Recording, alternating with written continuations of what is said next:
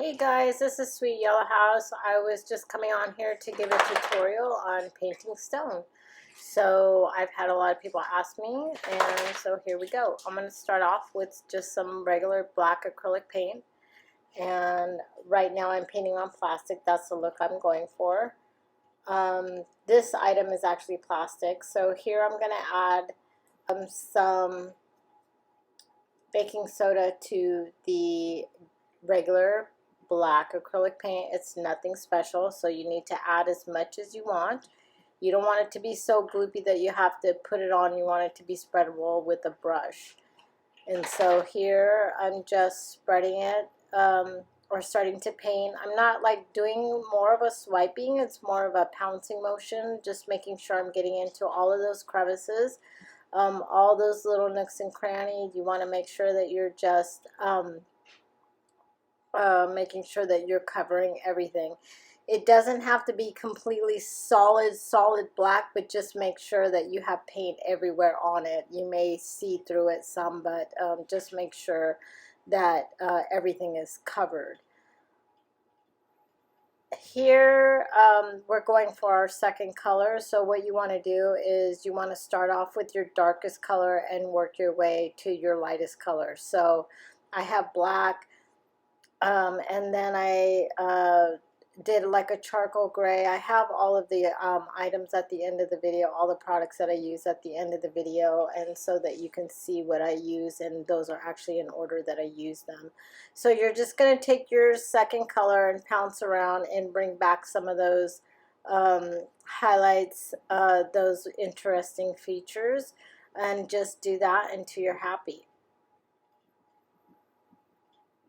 So here I'm actually taking a little bit of black and just kind of going back, and if I've overdone it in some areas, and just bringing a little bit of that black back, and I'm just kind of going back and forth until it looks really pleasing to my eye. I'm not doing anything.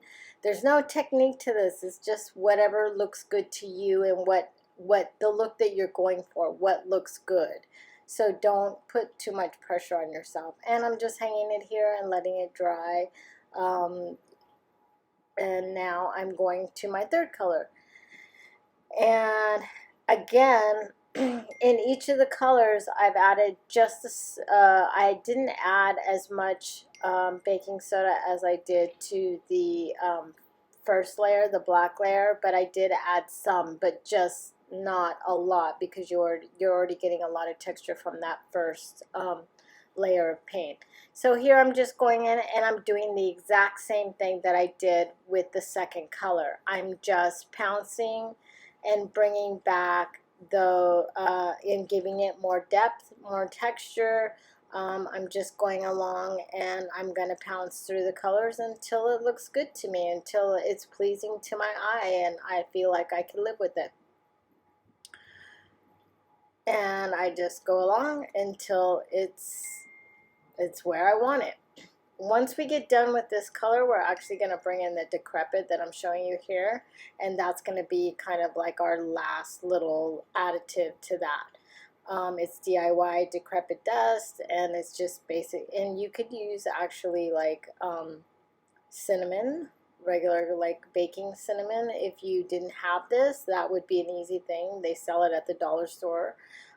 So if you didn't have this, that's what you could use in the place. But what you're wanting to do is, before that last layer of paint is completely dry, you can actually sprinkle this on, so you don't have to wait till it's dry. And you want to get a clean brush, because you don't want it to get all, you know, messed up and kind of glopped in there. And you're just going to go into the crevices, and you're going to, because that's where dirt sticks, it sticks into the crevices, and then that way if the paint is still dry, you still have then it has something to stick to, and you just go along and put it in the crevices until it looks good to you, until you feel like it's pleasing to you. You can put as much or as little as you want, or even if you don't want to put it, then don't put it. It's not a big deal. It's all what is pleasing to you. The paint colors, are going to do most of the work. I just particularly like my stuff kind of grungy and grimy and old and like it's been sitting out in the garden. Um, that's the way I really like my things to look, because that's a lot of the way that I have a very rustic type of farmhouse theme going on. So I like to put this in there just to kind of give it that little extra oomph. So just add that until you're happy, and just make sure that you're getting in everywhere, that you're hitting all the spots. You really don't, you know, I mean, it looks really weird if you get it in some places and not others, and then it looks like you forgot spots. So also too, you know, you don't necessarily have to just put it in the crevices. You can kind of like put it in, and you know, I like will put it in there and kind of blow it away to see how much is sticking. And if that paint has already dried, then you could go back in with that last color and just kind of put a little bit more paint in there to wet it again, so that that dust will stick to that. And that's pretty much all there is to that. It's not the hardest part of this. I think is just kind of waiting for each of those layers of paint to dry, so that you can move on to the next step. At least for me, that's kind of the hardest part is waiting. So here I'm just kind of using my finger and smearing it around.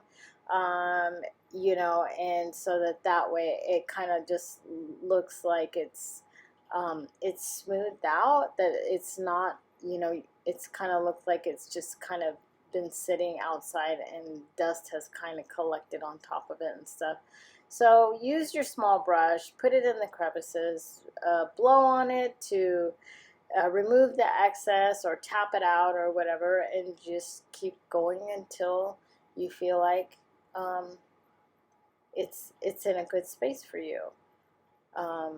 You just really want to make sure the more you put it into the crevices, like I said, the more detail you're going to get back. The more little, you know, the little face features, the hair, or whatever it is that you're painting, you know, not everybody's going to have one of these. At the end, I'm actually going to, after I'm done doing all this, I'm actually going to give it a spray down with this Rust-Oleum matte clear enamel. And the reason I'm going to use the matte is because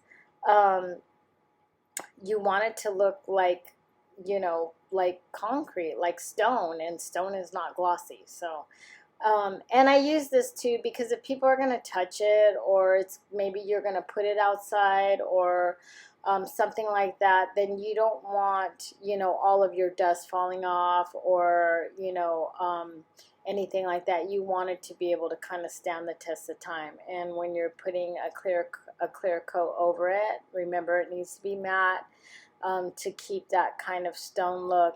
Then you know, it's going to give you a little bit of longevity with that. So normally what will happen is when you get done with this step, and you know, and you're happy, and then blow out all the extra dust, and then just take it out and do a couple of like coats on it, and they don't have to be heavy coats, just, you know, like do light spritzes over it, and do as many coats as you want, I guess, depending on where you're going to put it and the elements that it's going to be sitting in. So that's pretty much where I leave you. And like I said, the